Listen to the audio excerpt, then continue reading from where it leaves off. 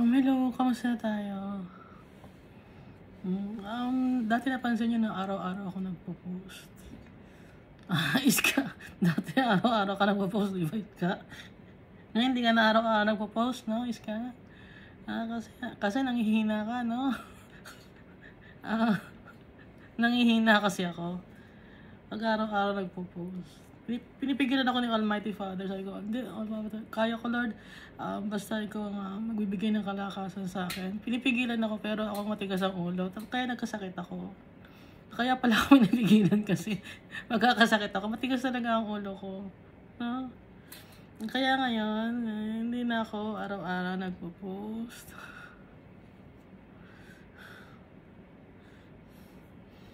Pinagsasabihan din ako. Almighty Father.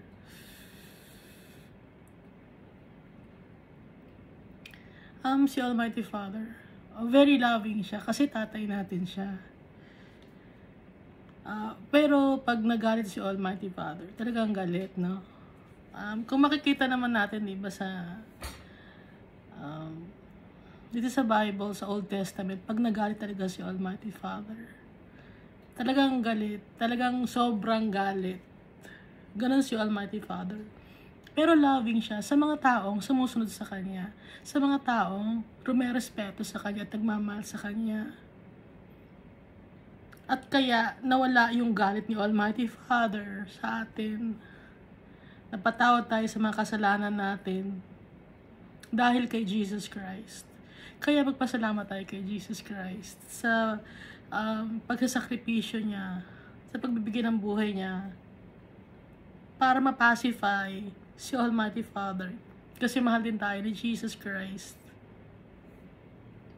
So si Jesus Christ at si Almighty Father, pareho nila tayong mahal na mahal.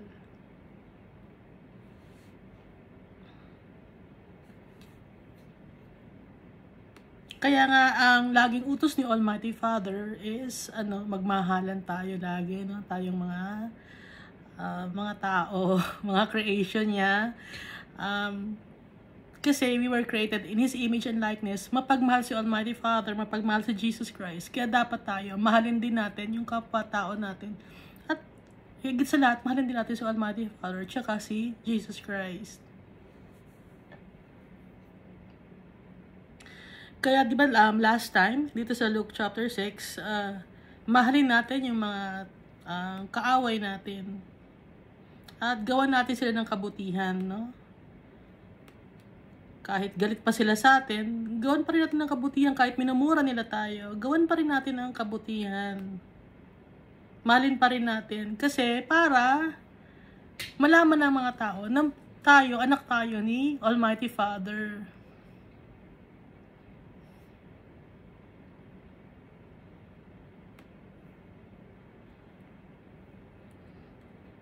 Para maging kakaiba tayo sa mga ibang tao na hindi nagmamahal kay Almighty Father, na hindi naniniwala kay Almighty Father.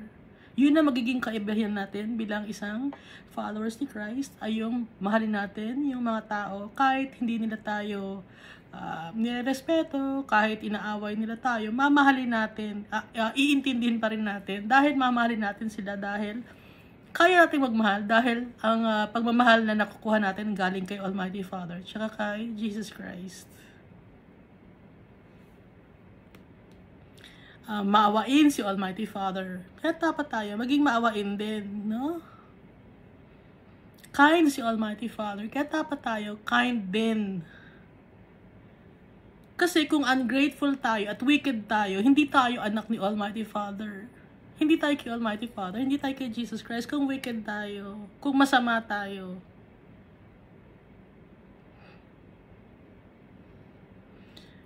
Puro kabutihan ang ituturo sa atin ni Almighty Father tsaka ni Jesus Christ. Hindi kasamaan. Kasi kung kasamaan ang ituturo sa atin, hindi galing kay Almighty Father yan, hindi galing kay Jesus yan. Kung ang ituturo sa atin ay puro greediness, no? Yung pagkakasakim, or kung paano maging makaisa sa tao, hindi galing kay Almighty Father yun. So lahat ng kabutihan tama, galing kay Almighty Father, kay Jesus Christ. At ito sa, Luke chapter 6, verse 37. Kasi yung part 1, diba? Hinati natin. Iska, diba? Hinati mo. Oh. Kaya mahalin mo yung kaaway mo, Iska. Tinuturuan ko rin sa sarili ko. Kasi hindi ako perfecto. Sa process pa rin ako. To be like Jesus. Walang tao sa mundo na to na perfecto. Pero mapapatawad lang tayo dahil kay Jesus Christ. Kung magtitiwala tayo, magkaroon tayo ng pananampalataya. Makikita naman ni Almighty Father tsaka ni Jesus Christ yung puso natin kung gusto talaga nating sundin ang path na dinaanan ni Jesus Christ. Alam ni Almighty Father yun. Dahil walang nalilihim sa Kanya. So verse 37 na tayo. Do not judge and you will not be judged. So hindi tayo dapat maghusga ng tao para hindi tayo mahusgahan.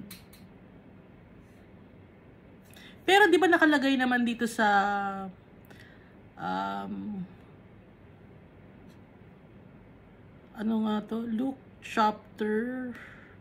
John chapter 7 verse 24.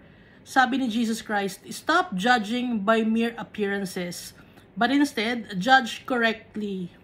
So pwede naman tayong mag-judge, pero dapat correct ang pag-judge natin. I-check natin kung tama ba yung pag-judge natin, hindi yung biglaang harsh na pang-judge ng tao. Kasi halimbawa, yung kasama nyo sa organization niyo, hindi nyo dapat mahusgahan yon. Kausapin mabuti bago pangaralan. Kaya tayo hindi tayo agad-agad nanguhusga. I-check muna natin, no? Aralin muna natin bago tayo gawa ng desisyon. Do not condemn, and you will not be condemned. So, wag tayo mag-criticize ng tao para hindi tayo ma-criticize. Forgive, and you will be forgiven. Patawarin natin yung mga tao. Lahat ng tao, kahit sino pa man, para mapatawad din tayo sa kasalanan natin. Give, and it will be given to you. A good measure pressed down, shake it together, and running over will be poured into your lap. For with the measure you use, it will be measured to you. Ngayon itong verse 38 na to, ito yung sinasabi ng iba na tungkol sa tithes. No? Hindi ito tungkol sa tithes. Kasi nabasa lang ninyo na give and it will be given to you. Nakita nyo lang na give. Uy, magbibigayan para mabigyan tayo. Hindi ganon. Kasi ang pinag-uusapan dito, kaya binuo natin ang pagbabasa ng chapter, para malaman kung bakit nasabi na given it will be given to you. So ang pinag-uusapan dito, kung nag-judge ka ng tao, i-judge ka rin. Kung nag-condemn ka ng tao, i-condemn ka rin. Pag nagpatawad ka, papatawarin ka rin. Pag nagbigay ka, bibigyan ka rin. So kung ano ang ibibigay mo, yun ang matatanggap mo. At hindi lang ito pera or blessings. Pag naghusga ka, huhusgahan ka rin. A good measure, siksiklig ligat umaapaw, ang panghusgang makukuha mo. Pag nag-condemn ka ng tao, i-condemn ka rin.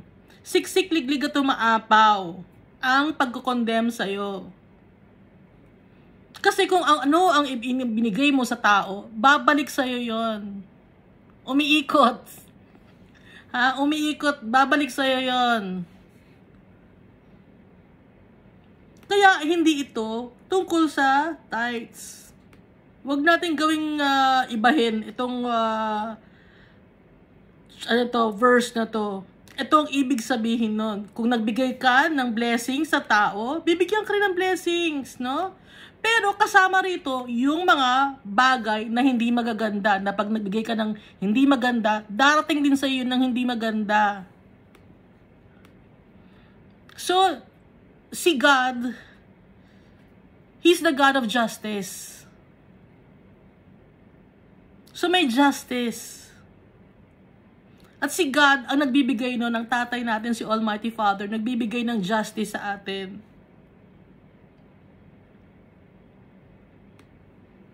Naiintindihan na natin, no? Intindihan mo na ba, Iska? Si God ang nagbibigay ng justice sa atin. Kung ichinichismis mo ang kapwa-tao mo, ichichismis ka rin ng maramihan. Mas marami ka pang makukuha ng chismis na ichichismis ka ng ibang tao. Kung nag-slander ka, sisiraan ka, kung naninira ka ng tao, sisiraan ka rin ng ibang tao, hindi mo lang naririnig na sinisiraan ka, pero sinisiraan ka rin. Kung prideful ka, ang gagawin naman iba yung tao sa'yo, ibababa ka naman nila, no? Para mawala ang pagka-prideful mo.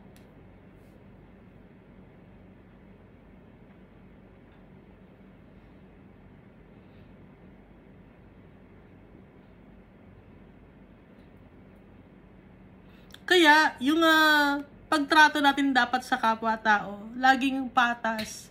Kasi si Almighty Father, patas siya, tumingin sa atin. Kahit sino pa man tayo, follower man tayo ni Christ, o hindi, ganun si Jesus Christ, tsaka si Almighty Father. Kaya hindi tayo dapat naghuhusga. Hindi tayo naninira ng tao. Hindi tayo nagpapakalat ng chismis. Hindi tayo nagpapakalat ng pagkakabaha-bahagi ng mga tao. Kasi babalik lahat sa atin yon. Nang siksiklig di ka tumaapaw. Pressed down, shaken together, and running over. Halimbawa, galit ka sa gobyerno, no? Naninira ka sa gobyerno. O babalik sa'yo yun. Masisisi ka. Ha? Masisisi ka rin. Sisisi mo ang gobyerno, masisisi ka rin. May makikitaan ka talaga ng butas. Ganun talaga. Dahil nakalagay ito sa Bible, sa salita ni Almighty Father, tsaka ni Jesus Christ. Si Jesus Christ, hindi siya nang-judge ng tao. Ang judgment day, sa end of times, di ba nakita rin sa Book of Revelation, doon ang judgment day. Pero si Jesus Christ, hindi siya nang-judge ng tao. Si Mary Magdalene, hindi niya ginajudge. Kaya kayo, kung may nakita kayo na, babae yan na nagbebenta ng katawan niya, gano'n, chismis nyo. Si Jesus Christ, hindi siya gano'n. Ayan, lalakero yan, ganyan yan masamang babae yan. Hindi tayo dapat magsasalita ng babalik sa'yo yun. Bakit mo naiisip na manlalalaki ang isang babae? Kundi dahil sa ikaw mismo, baka may mga nakaraang ka, na ginawa mo na nalalaki ka, kaya alam mo na baka ganun din ang gawin niya. Kasi hindi mo naman maiisip ang isang bagay na masama kung hindi mo ginawa o hindi nangyari sa'yo. No?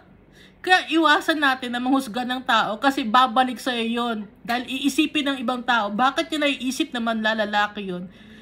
Nanlalaki siguro siya, kaya niya naisip na gano'n. Naiintindihan niyo ako? Ano ba? Hindi, magnanakaw yan. Alam ko, magnanakaw yan. Ganun ang masama ugali niya, magnanakaw yan. Bakit mo naisip na magnanakaw ang isang tao? Kasi, ikaw mismo, may mga past ka na nagnakaw ka, na ganun ang ginawa mo. Kaya ikaw, nanghuhusga ka ng ibang tao dahil alam mo yung way. Kaya ikaw, naintindihan mo ba? Naintindihan niyo ba ako? Kaya, wag tayo manghuhusga ng tao dahil nakikita ang tunay na ugali natin. Nakikita ang pagkatao natin pag naghuhusga tayo ng ibang tao. Nakikita ang insecurity natin pag nanghuhusga tayo ng ibang tao.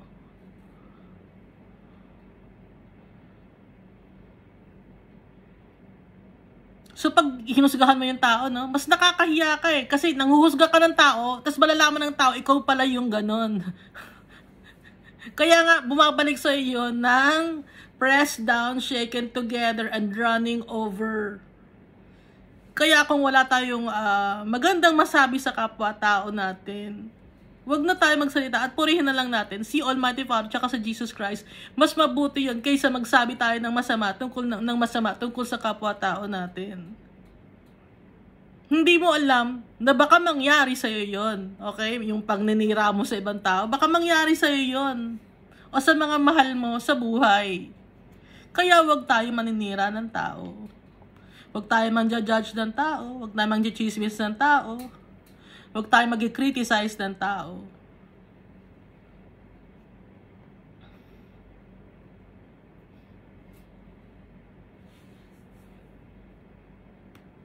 Okay, naintindihan mo na Iska.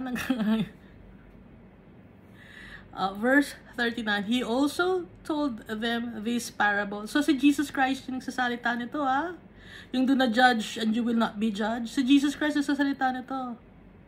Itong Luke chapter 6. He also told them this parable. Can the blind lead the blind? Will they not both fall into a pit? The student is not above the teacher, but everyone who is fully trained will be like their teacher. So yung parable na to, yung can the blind lead the blind? Ang bulag ba, kaya niyang i-lead ang blind? Ang kapwa niya bulag? Hindi niya pwedeng i-lead ang blind niya kasi pareho silang mahuhulog sa ravine or sa pit or sa butas or sa crack, no? Mahuhulog sila.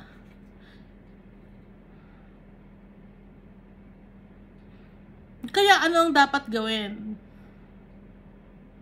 Dapat, para ma-lead mo ang isang bulag, dapat bukas ang mata mo. Dapat nakakakita ka. Dapat alam mo ang gagawin mo.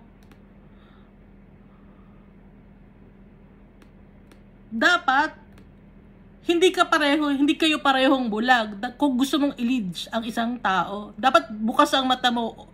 Enlightened ka dapat. Alam mo na ang salita ng Diyos bago mo ituro sa kapwa-tao mo yung bagay na gusto mong matutunan ng ibang tao. Naintindihan niyo ba?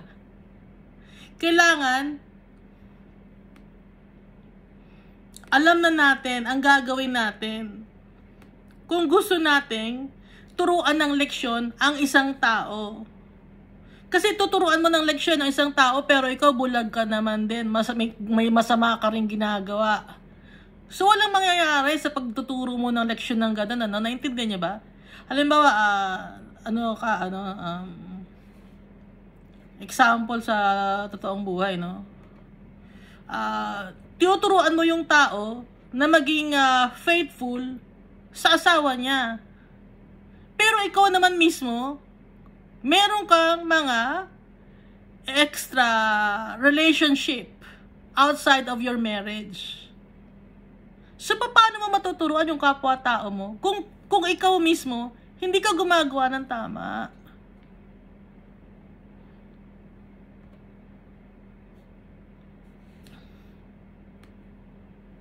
Paano mo sasabihin sa tao na magbasa ka ng Bible, brother, magbasa ka ng Bible, sister, kung ikaw mismo hindi ka nagbabasa? Paano mo sasabihin na kailangan makilala mo si Jesus Christ, si Almighty Father, kung ikaw mismo hindi mo kilala si Almighty Father tsaka si Jesus Christ? Paano mo matuturuan? Paano mo matutulungan?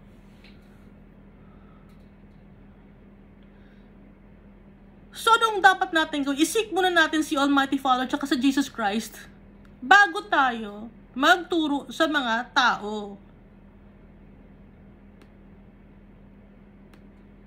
Bago mo turuan ng tao ng tama, dapat pati ikaw, tama ang ginagawa mo para effective yung pagtuturo mo sa kanya ng tama.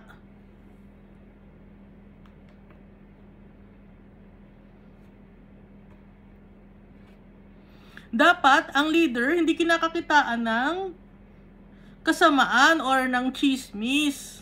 Or may nakikita ko kasi sa internet, no, may mga nababasa ako na ay, may ganito pala. Kasi gusto kong malaman, no? Hindi sa gusto kong machismis, gusto kong malaman na maging aware ako sa mga nangyayari. Kaya gusto kong malaman. Kaya binabasa ko. Kaya dapat maging aware tayo sa mga actions natin. Para hindi tayo kakitaan ng mga hindi ka nais-nais.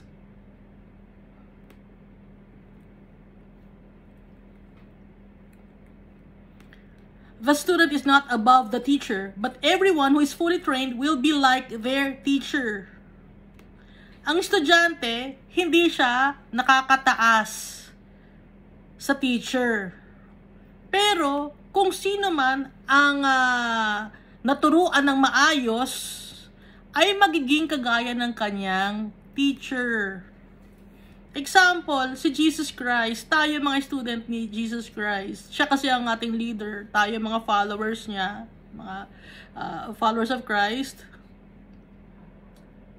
Tayo mga estudyante niya, siya ang ating teacher. Ngayon, siya nagtitrain sa atin fully. Itong nasa Bible, tinatrain tayo ni Jesus Christ. Para tayo maging kagaya niya. Pero hindi tayo magiging above sa kanya. Kasi siya ang teacher natin eh. Siya ang the best teacher. Siya ang pinakamagaling na teacher. So para maging kagaya niya tayo, gagayahin, tinuturuan niya tayo para maging katulad niya. Pero hindi tayo, hindi natin masasurpass si Jesus Christ. Kung fully trained tayo, magiging kagaya tayo ni Jesus Christ. Kaya yung mga leaders, or bishops, pastors, elders, kung maganda ang pagtuturo natin, or kayo nagtuturo, kayo hindi ako nagtuturo, sa mga tao,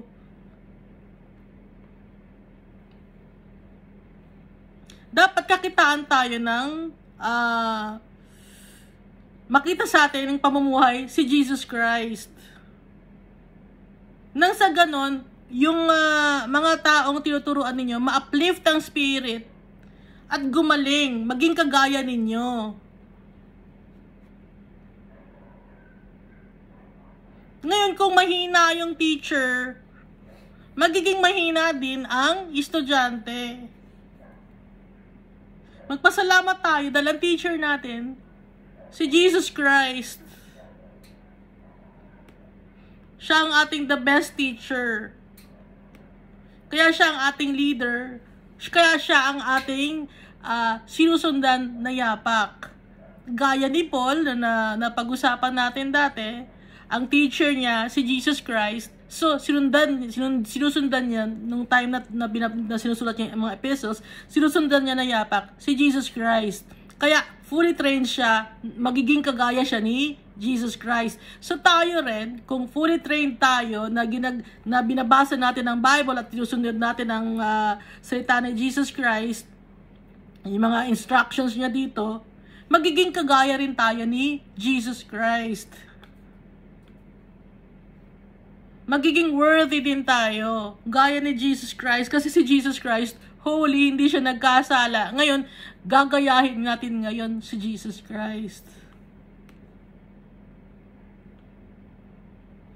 Kaya binanggit dito ni Jesus Christ yung pagiging teacher. Kasi siya, tuturuan niya yung mga disciples niya dito. Tinuturuan niya. Nag-start na siyang magturo ng mga disciples niya dito. Kasi namili na siya ng mga apostles niya, di ba? Dito sa upper part, sa early part ng Luke chapter 6, namili na siya ng mga apostles niya. Unti-unti na siyang nagtuturo.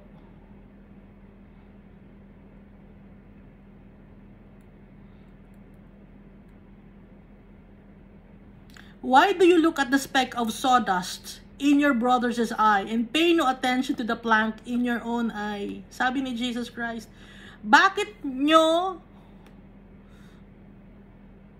titignan ang puwing sa mata ng brother mo, pero yung tabla naman na nasa mata mo, hindi mo nakikita? How can you say to your brother, brother, let me take the speck out of your eye, when you yourself fail to see the plank in your own eye? You hypocrite. First take the plank out of your eye, and then you will see clearly to remove the speck from your brother's eye. para maturuan natin ang mga brothers natin or sisters natin, dapat hindi tayo kakaltaan ng mali. Dapat maging maayos muna tayo para dapat maging maayos tayo para pag nag-share tayo ng gospel, nag-share tayo ng word of God, maayos tayo sa paningin ng mga tao. Para matuto sila. Kaya dapat kung gumagawa pa rin tayo ng kasalanan tapos tuturuan mo yung brother mo, masama yung ginagawa mo. Pero yung brother mo naman makikita, ba't ganyan ka? Ganyan ka rin naman, na pareho lang din naman tayo ha. So magiging effective ka ba na Christian, no? Na follower ni Christ? Kung tinuturuan mo yung brother mo ng tama, pero ikaw namang mismo sa sarili mo, hindi ka gumagawa ng tama, paano yun? So, hindi pwede yun. So, dapat, gawin muna nating tama ang ginagawa natin. Dapat naka-inline kay Jesus Christ's plan. Dapat humingi muna tayo ng tawad kay Jesus Christ. Isuko natin ang buhay natin, lahat-lahat kay Jesus Christ, bago tayo makakapagturo sa kapwa-tao natin kung ano ang dapat nilang gawin.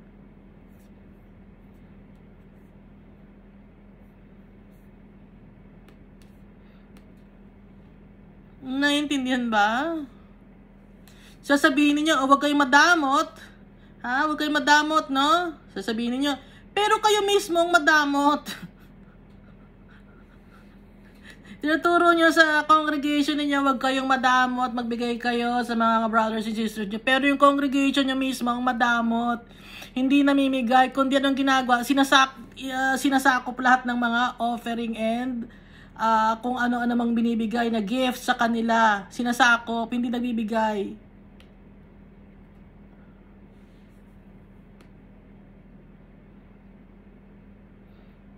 Kaya lang sabi ni Jesus Christ ito, hypocrite. Ipokrito ka. Ayusin mo muna yung sarili mo. Tanggalin mo muna yung kasalanan mo, gawin mo maayos ang sarili mo bago ka magsabi sa brother mo or sa sister mo na ayusin nila ang sarili nila.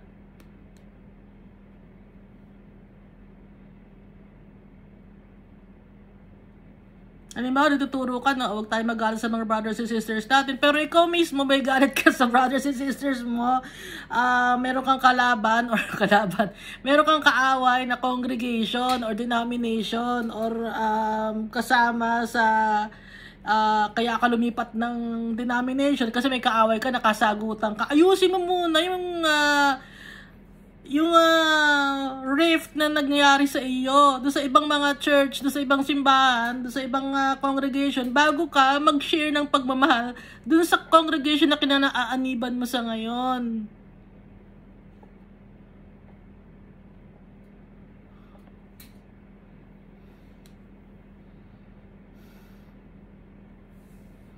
Kasi hindi ka magiging effective na teacher, hindi ka magiging effective na leader kung ganun ka.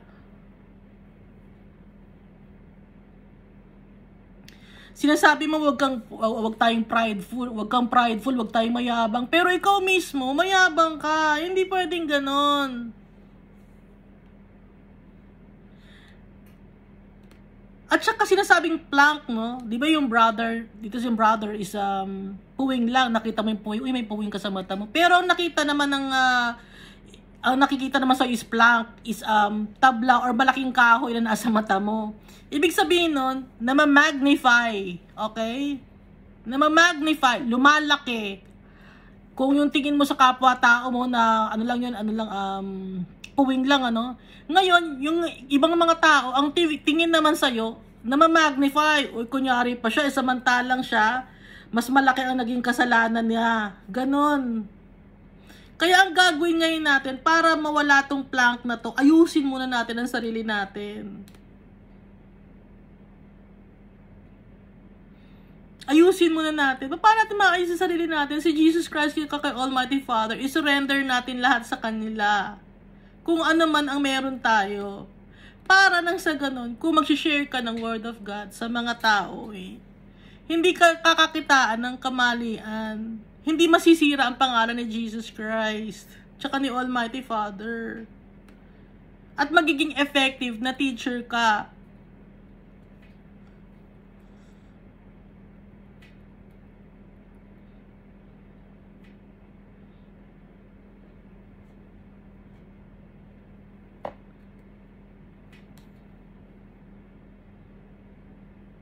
May naman nanonood ng teacher dito. A leader or elder.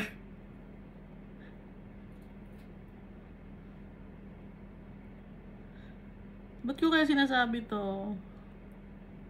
Hindi ko alam. Hindi ko kayo kilala kung sino nanonood. Ilan ba nanonood nito? Sky ko na nanonood nito. Verse 43. No good tree bears bad fruit, nor does a bad tree bear good fruit.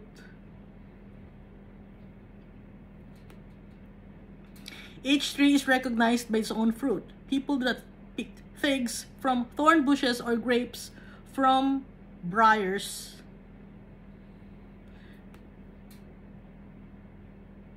So ito no, kung ano ang puno, siya ang bunga. Kung ano ang nasa bibig mo, lumalabas sa bibig mo, yun ang nasa puso mo.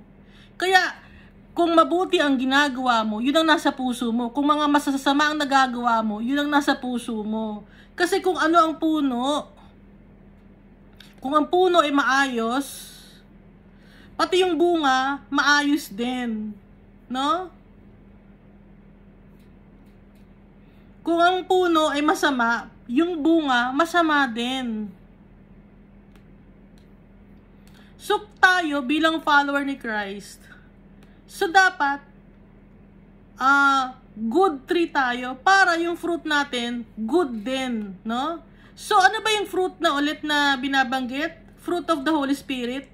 Kung good tree tayo, dapat meron tayong love, joy, peace, forbearance, kindness, goodness, faithfulness, gentleness, and self-control. Kasi, kung follower tayo ni Christ, dapat good tree tayo at meron tayong good fruits or fruits of the Holy Spirit.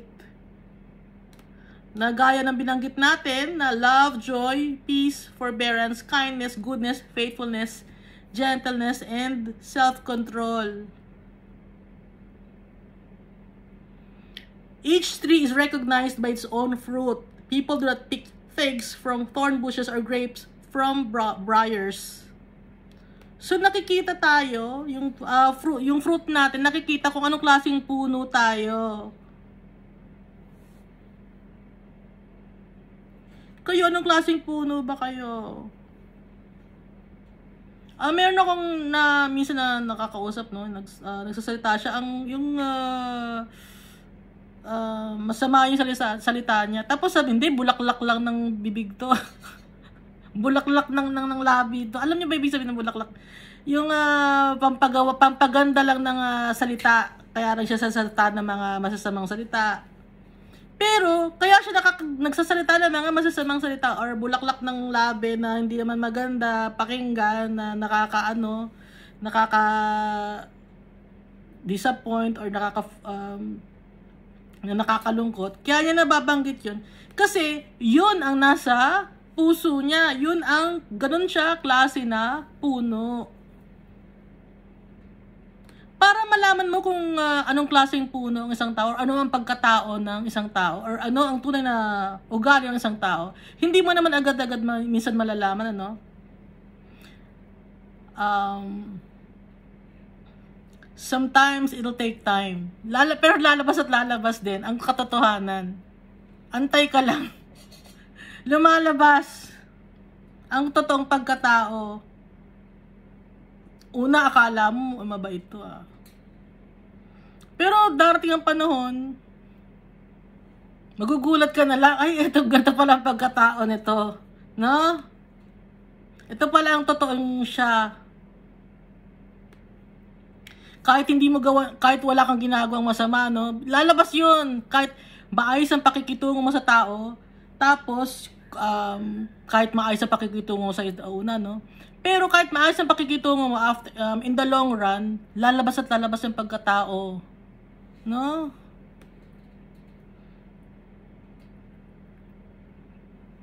A good man brings good things out of the good stored up in his heart, and an evil man brings evil things out of the evil stored up in his heart. For the mouth speaks what the heart is full of. So, kung ano yung binabanggit natin ng mga salita, yun ang galing sa puso natin. Yun ang lumalabas.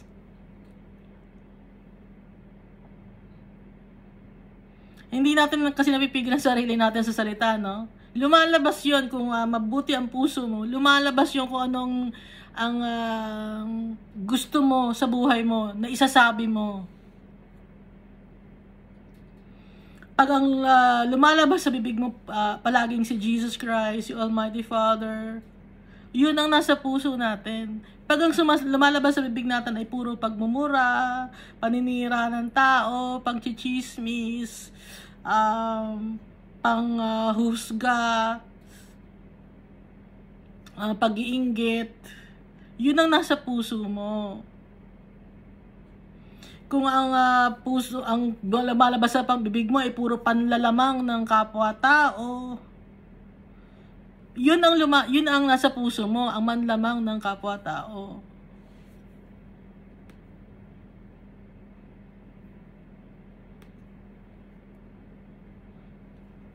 Kaya ano ang gagawin ngayon natin bilang follower ni Christ? Para lagi ang nasa puso natin si Jesus Christ, para lagi ang mababanggit natin si Jesus Christ, dapat laging nasa puso natin si Jesus Christ, siya kasi Almighty Father. Dapat willing tayo. Willing tayo. Kasi willing si Almighty Father siya kasi Jesus Christ. Hinihintay lang nila tayo. Dahil may free will nga tayo, di ba? Hinihintay tayo. Kung willing ba tayo to make changes in our lives? Kasi kung willing tayo, si Almighty Father tsaka si Jesus Christ ang gagawa ng milagro sa buhay natin para mabago tayo. Para matuto tayo, mahalin natin ang kapwa-tao natin. Para matuto tayo na mahalin ang mga taong hindi nagmamahal sa atin. Para matuto tayo na mahalin natin yung mga taong galit sa atin. Para matuto tayo mahalin yung mga taong nandiya-judge sa atin. Para matuto tayong hindi maging selfish.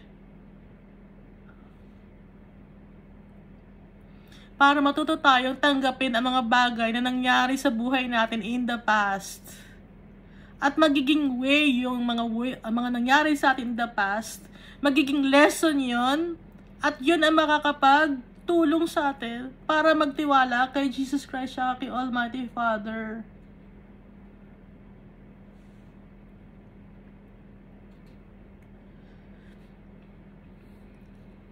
So para ma-practice natin na laging nasa puso natin si Jesus Christ siya kasi Almighty Father, lagi natin silang maalala,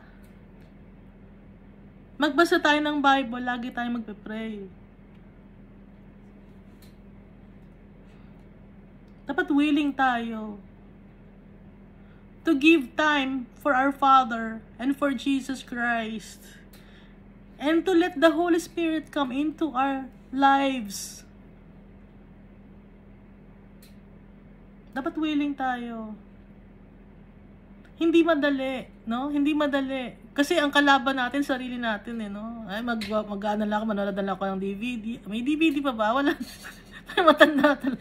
Betamax, may Betamax pa ba? Meron pa bang CD? Wala na, di ba? Netflix?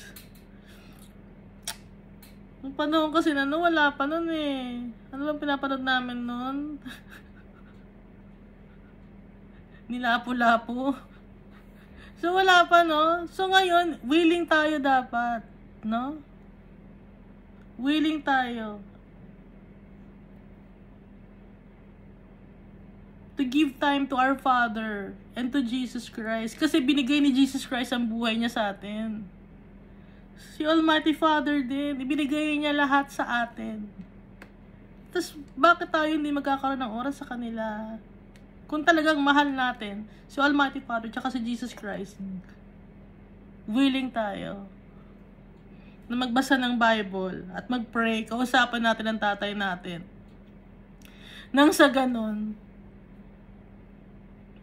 laging nasa puso natin at sa isip natin si Jesus Christ at lalabas sa bibig natin ang mga salita na puro pagpapasalamat at pagpupuri kay Almighty Father.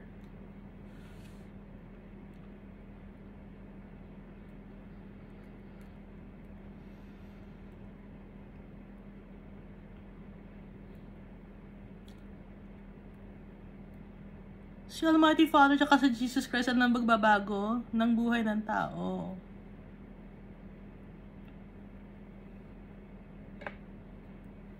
Kung tayo sa sarili natin, di natin kaya. So magpapakumbaba tayo sa tatay natin. Almighty Father, tulungan mo ako, hindi ko kaya. Bigyan mo ako ng strength, Almighty Father. Na magbasa ng Bible, maintindihan ng mga salita mo, kasi gusto kitang mahanap, gusto kong ikaw laging nasa puso ko at sa isip ko.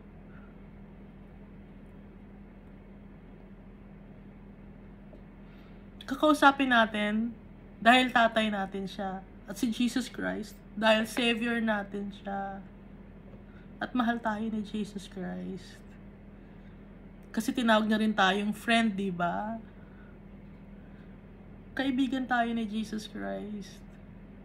Diyos natin siya, pero kaibigan din natin siya. So kung may problema tayo, kay Jesus Christ tayo lalapit at sa tatay natin. Nang sa ganon, ang lahat ng lalabas sa bibig natin at laging mananahan sa puso natin, ang Holy Spirit, si Jesus Christ, at si Almighty Father.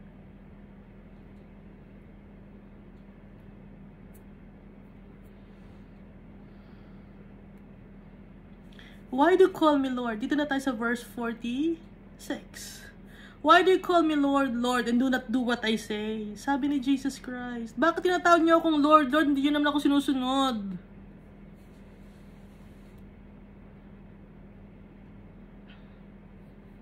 Sabi ni Jesus Christ.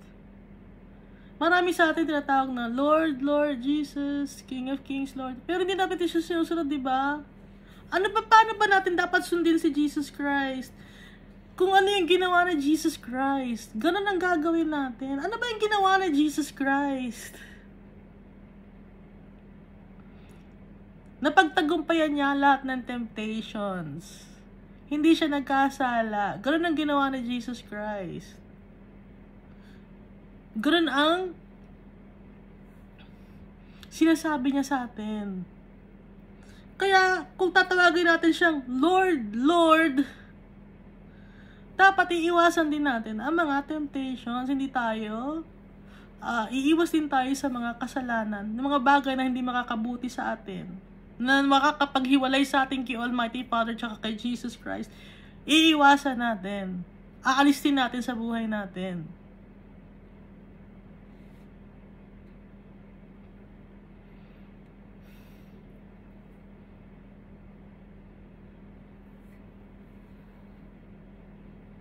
Kasi tinatawag natin Lord, Lord si Jesus Christ. Kasi hindi natin siya sinusunod. Anong tawag doon? Hipokrito tayo.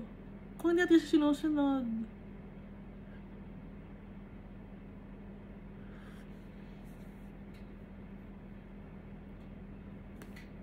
Ano mga bagay na hindi natin, pag sinasabing, ano ba yung mga bagay na hindi natin sinusunod? Do not do what I say. Ano ba yung sinasabi ni Jesus Christ? Ano bang sinasabi ni Jesus Christ? So, yung mga kasalanan na naman, ang sinasabi dito ni Jesus Christ. Kasi, meron pa rin tayong evil thoughts. Nagnanakaw pa rin tayo. Naninirang puri pa rin tayo. May adultery, fornication, homosexuality. Men who have sex with men. Thief, nagnanakaw, greedy, pa rin, sakim pa rin tayo. Nagnanais pa rin tayo ng mga bagay na makinang, na nakita nyo nating maayos. Gusto natin yun, nagko-covet tayo. Wicked tayo. Nanloloko tayo, sensuality, envy, naiinggit pa tayo, naninira puri pa rin tayo, may pride pa rin tayo. Si Jesus Christ, wala na siyang pride.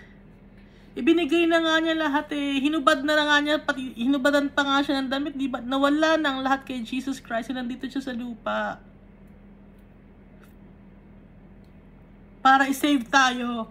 Para siya ang sundin natin, na kahit tanggalan tayo ng kung ano man, titingin tayo kay Jesus Christ. Para mapagwagian natin ang mundo na to, titingin tayo kay Jesus Christ.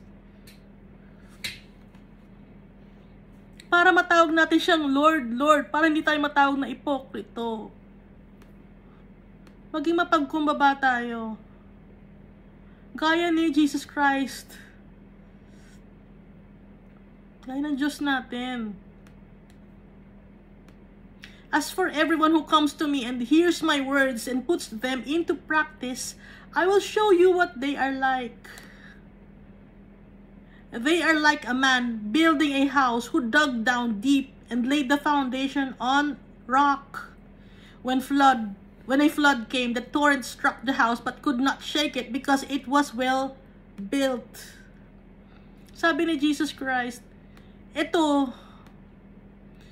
yung lumalapit sa akin at nakikinig sa akin sa aking mga salita at ginagawa yung mga bagay na itinuturo ko. At ganito sila. Sabi ni Jesus Christ, para silang tao, lalaki, na nagtayo ng bahay, dug deep, gumawa ng pundasyon, at ang pundasyon na bato. Nang sa ganon, nung dumating ang baha, ang bagyo, tinamaan yung bahay, pero hindi natinag, kasi maayos ang pagkakagawa. So, ang tinutukoy dito na Jesus Christ is yung faith natin sa Kanya. Kung nagtitiwala tayo kay Jesus Christ, pinakikinggan natin ang salita Niya, ginagawa natin ang mga turo Niya, pinuput it into practice. Magiging ganito tayo, yung faith natin, stable. Hindi agad-agad nawawala o natitinag na magkaroon na ng konting problema, hindi na agad magtitiwala kay Jesus Christ. Kahit ano pang mangyari, kung ang faith natin stable, kahit bagyo pa ang dumating, kahit ano pa ang mangyayari, hindi matatanggal ang faith natin, ang pagmamahal natin kay Jesus Christ at kay Almighty Father. Kung ang faith natin, ipinapractice natin.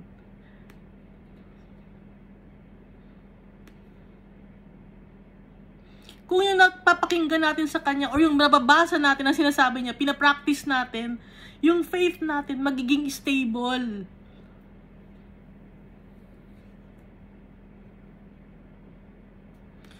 So, susundin natin si Jesus Christ para maging stable ang faith natin, yung pananampalataya natin kay Almighty Father tsaka kay Jesus Christ. Let's put it into practice, yung mga tinuturo ni Jesus Christ. Ano ba yung tinanuro ni Jesus Christ? Magmahal sa kapwa-tao. Gumawa ng tama. Mahalin si Almighty Father.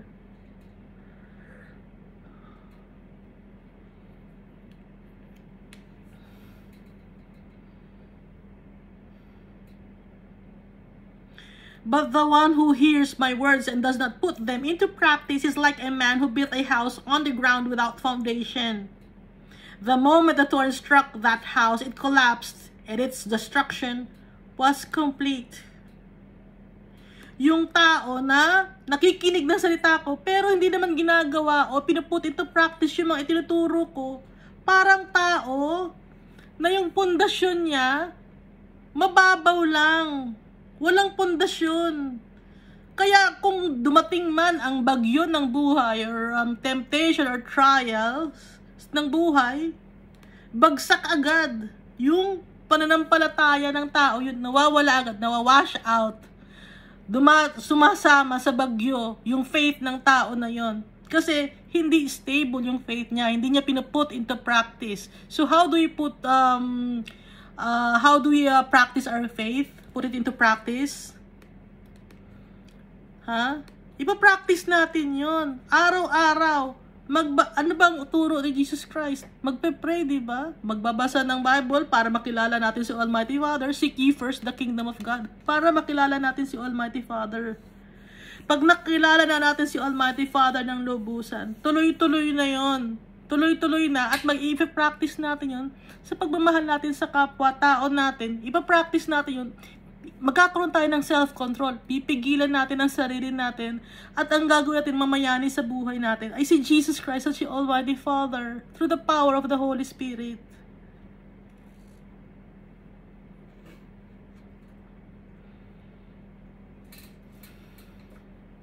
Nakakaya kay Almighty Father at kay Jesus Christ. Panalunin natin sila sa buhay natin. Dahil sila ang tunay na nagmamahal sa atin. Wala nang iba. Walang ibang tunay na tatanggap sa atin. Sila ang tunay na pamilya natin. At tinuturuan tayo ni Jesus Christ para makasama natin sila in heaven. Tinuturuan nila tayo. Pinabantayan nila tayo lagi. Tinitingnan nila kung ano ang ginagawa natin, kung pinamumuhay ba natin yung pananampalataya natin.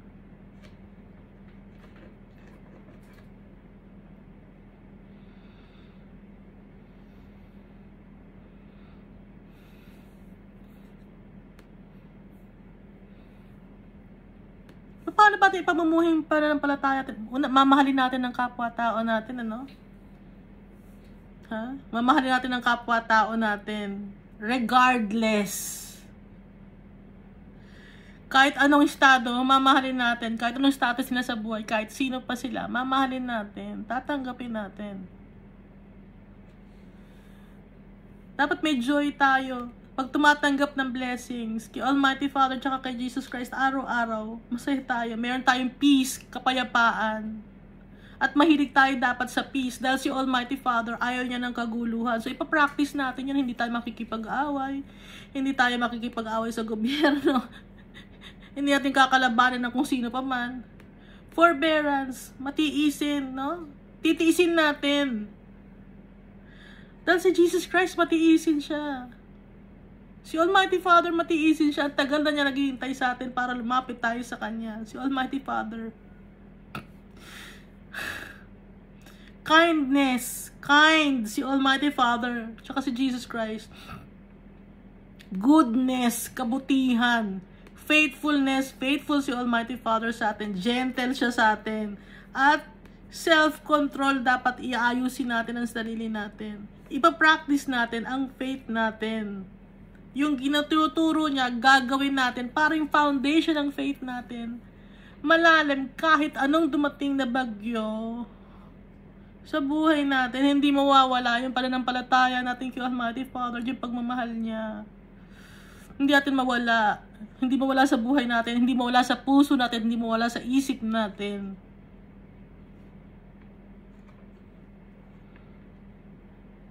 Kaya, ang pagiging isang follower ni Christ, ibabanggitin ko na naman, hindi madali. Kailangan willing tayong dumaan sa path na dinaanan ni Jesus Christ. Dahil, pag nagawa natin itong mga bagay na to, meron tayong inheritance. Makukuha natin yung mana natin. Baka sabihin nyo, ayoko ng mana ayoko na, dito na ako. Sige, dito ko na lang sa lupa. Pero itong lupa na to, masisira to. At ang lupa na to, ang naghahari dito, ay ang demonyo. So, doon ka sa demonyo kung ayaw mo Kung ayaw mo kay Almighty Father tsaka kay Jesus Christ. Kung hindi ka willing. Hindi ka naman pinipilit. Walang pinipilit dito. Kaya lang tayo nag-share para dahil mahal kayo ni Almighty Father tsaka ni Jesus Christ. Kaya nag-share ng Word of God ang mga tao dahil mahal kayo ni Almighty Father tsaka ni Jesus Christ. At yung mga tao na nag-share ng Word of God, natuto rin silang magmahal. Natuto rin silang magmahal ng kapwa-tao. Kaya nag-share ng Word of God. Kaya nagbibigay kami ng testimony sa kapwa-tao natin. Kasi tinuruan din kami o tayo ni Almighty Father na mahalin yung kapwa-tao natin dahil kaya mahal natin ang kapwa-tao natin. Gusto natin sila na makasama din in heaven. Ayaw nating mapahamak yung brethren natin.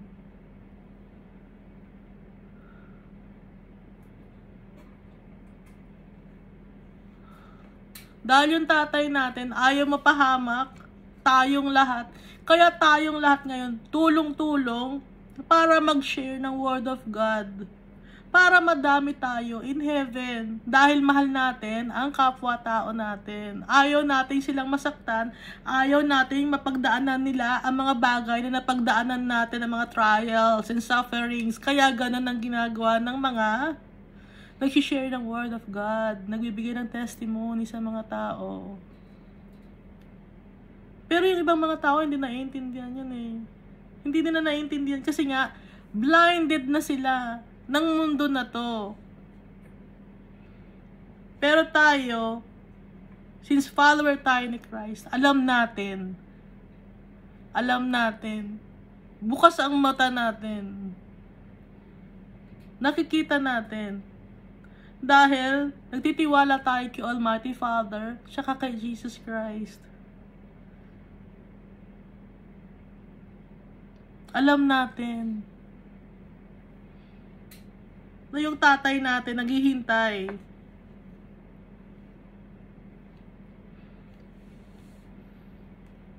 Kaya, sama-sama tayo mag-share ng Word of God sa mga tao. Pero wag natin pipilitin kung ayaw nila.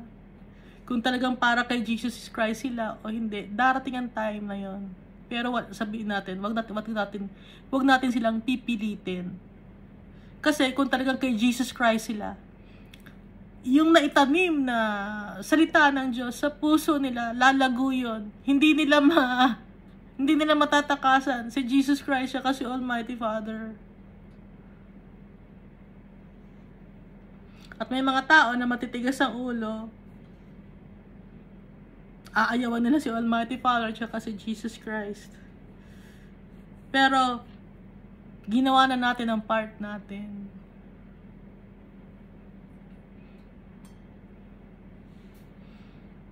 Kaya yung mga bagay na nababasa natin dito sa Bible, ipapractice natin para yung faith natin maging malalim, maging stable, na kahit ano man ang dumating na bagyo sa buhay natin, si Jesus Christ siya kasi Almighty Father ang takbuhan natin.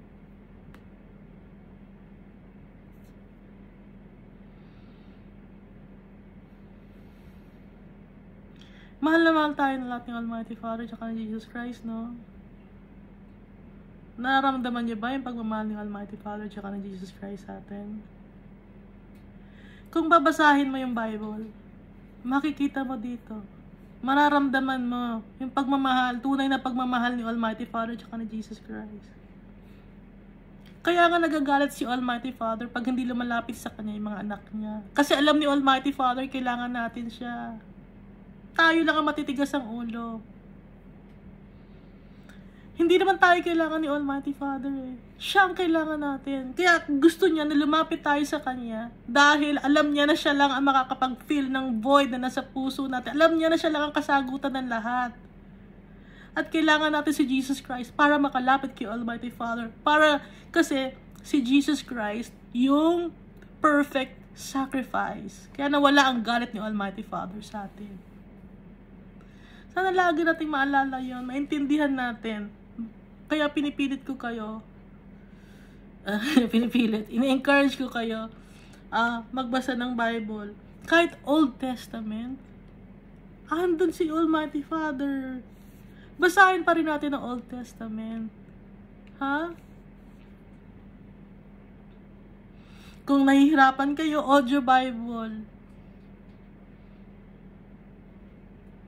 Hahanapin natin ang kingdom ni Almighty Father para lahat malaman natin, maalam natin ang mystery ng buhay na to, ang mystery ng tunay na inherit ng treasure, ang mystery ng mundo na to. Thank you and God loves us all so much.